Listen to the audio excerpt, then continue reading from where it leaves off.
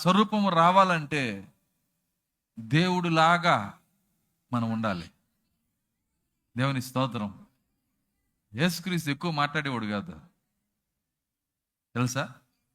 ఎక్కువ మాట్లాడేవాడు కాదు. ఆయన గురించి చరిత్రలో చిన్న కార్యం రాస్తుంది.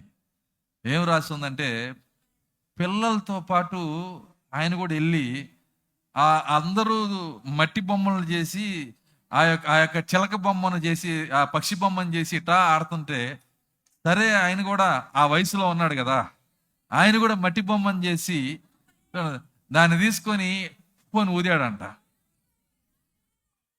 మట్టి బొమ్మ నిజపక్షిగా మారిపోయి ఇప్పుడు ఆయన ఆడుకోవటానికి లేదు, పెట్టేమైపోయింది.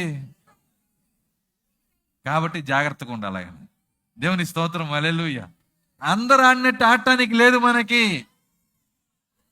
నా మాట అర్థమవుతుందా?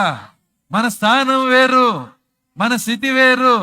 అందరూ మాట్లాడినట్టు మాట్లాడటానికి లేదు, అందరూ జీవించినట్టు జీవించటానికి లేదు. నువ్వు వెళ్ళబోతున్న స్థానం వేరు, నీ స్థితి వేరు, నీ గమ్యం వేరు, నీ గురి వేరు. అందుకే జాగ్రత్తగా మాట్లాడేవాడు ఆయన. లాజరు, నువ్వు మాత్రమే బయటికి రా అన్నాడు. బయటికి రా అంటే అన్ని సమాధులు బయలిపోయాయి. అప్పుడు మాటలో ఎంత జాగ్రత్త ఉందో చూసారా? మరి మనం మాట్లాడేటప్పుడు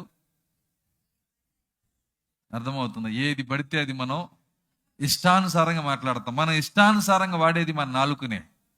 అందుకే నువ్వు దేవుని మందిరమునకు పోవునప్పుడు నీ ప్రార్థన జాగ్రత్తగా చూసుకొనము. బుద్ధిహీనుడిగా నువ్వు మాట్లాడొద్దు, బుద్ధిహీనుడిగా మాట్లాడొద్దు. ఇక్కడ